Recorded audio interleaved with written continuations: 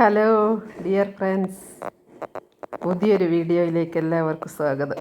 ഞാനിന്ന് മുട്ട വെച്ച് തയ്യാറാക്കുന്ന ഒരു ഈസി റെസിപ്പിയാണ് ഷെയർ ചെയ്യുന്നത്. ഇത് ഫിഷ് മോളി എന്നൊക്കെ പറയുന്നത് പോലെ ഇത് എഗ് മോളിയാണ്. അപ്പോൾ നമുക്ക് തയ്യാറാക്കി നോക്കിയാലോ. പാത്രം ചൂടായിട്ടുണ്ട്. ഇതിലേക്ക് നമുക്ക് ഒരു ഉള്ളി സ്ലൈസായി മുറിച്ചത് ഇട്ട് കൊടുക്കാം. ഈ ഉള്ളിലേക്ക് ഒരല്പം ഉപ്പ് കൂടി ചേർത്ത് കൊടുത്ത് നന്നായി ഒന്ന് ഇളക്കി യോജിപ്പിച്ചിട്ട് കുറച്ച് സമയം ഒന്ന് അടച്ച് വെച്ച് വേവിക്കാം.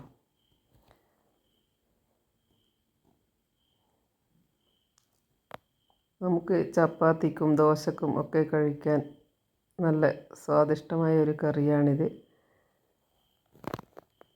ഇത് ഏകദേശം ഉള്ളിയൊക്കെ വാടി വരുന്നുണ്ട്. ഈ സമയം നമ്മൾ മുറിച്ച് വെച്ച വെളുത്തുള്ളി, ഇഞ്ചി, പച്ചമുളക് ഒക്കെ ഒന്ന് ഇതിലേക്ക് ചേർത്ത് കൊടുക്കാം.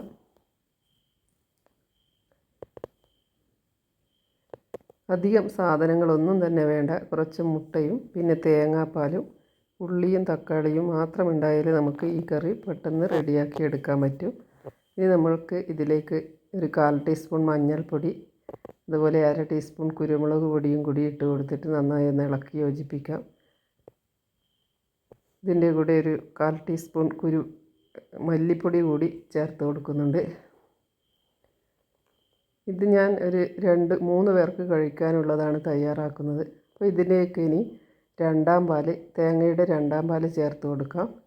ഈ തേങ്ങാപ്പാലിൽ ആണിത് വെന്ത് കിട്ടുന്നത്. ലോ ഫ്ലെയിമിൽ വെച്ചിട്ട് വേണം ഇത് വേവിച്ചെടുക്കാൻ വേണ്ടിയിട്ട്.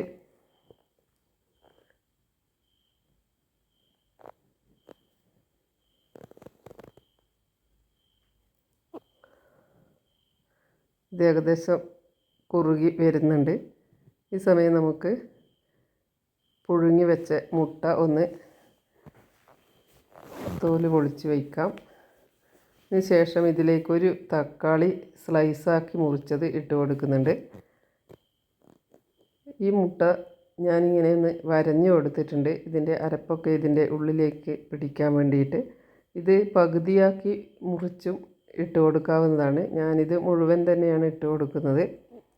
ഇതിലേക്ക് കുറച്ച് കറിവേപ്പില കൂടി ചേർത്ത് കൊടുത്ത് നന്നായി ഒന്ന് ഈ മുട്ടയ്ക്ക് ഇതിൻ്റെ മസാലയൊക്കെ പിടിക്കാൻ വേണ്ടി കുറച്ച് സമയം നമുക്കിതൊന്ന് ഇളക്കി യോജിപ്പിച്ചിട്ടൊന്ന് വെയിറ്റ് ചെയ്യാം. നമ്മൾ ഈ സാധനങ്ങളൊക്കെ മുറിച്ച് വെക്കുകയൊക്കെ ചെയ്യുകയാണെങ്കിൽ 10-15 മിനിറ്റ് കൊണ്ട് ഇത് തയ്യാറാകും. ഇനി ഇതിലേക്കൊരു 1/2 ടീസ്പൂൺ ഗരം മസാല കൂടി ചേർത്ത് കൊടുക്കണം. ഇത് നന്നായി കുറുകി വന്നിട്ടുണ്ട്. ഇനി ഇതിലേക്ക് നമ്മുടെ തേങ്ങയുടെ 1/4 പാലാണ് ചേർത്ത് കൊടുക്കുന്നത്.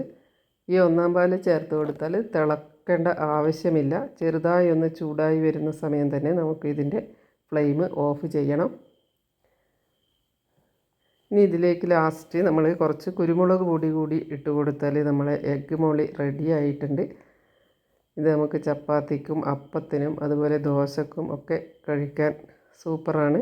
അപ്പോൾ എല്ലാവരും തയ്യാറാക്കി നോക്കണം. വീഡിയോ ഇഷ്ടമായാൽ ഷെയർ ചെയ്യണം, സബ്സ്ക്രൈബ് ചെയ്യണം. ഇതുവരെ സബ്സ്ക്രൈബ് ചെയ്യാത്തവർ ഒന്ന് സബ്സ്ക്രൈബ് ചെയ്യണം. ഞാനിന്നിവിടെ ചപ്പാത്തിയാണ് തയ്യാറാക്കിയത്. ഈ ചപ്പാത്തിയുടെ കൂടെ ഞാൻ കഴിക്കാൻ എടുത്തിട്ടുണ്ട്. അപ്പോൾ നിങ്ങളൊക്കെ ഇതുപോലെ തയ്യാറാക്കി കഴിക്കൂ. അതുപോലെ ഇഷ്ടപ്പെട്ടാൽ ഒരു ലൈക്കും കമൻറ്റും ചെയ്യണം. നമുക്കിനി അടുത്ത ഒരു വീഡിയോയുമായി വരുന്നത് വരെ എല്ലാവർക്കും താങ്ക് യു.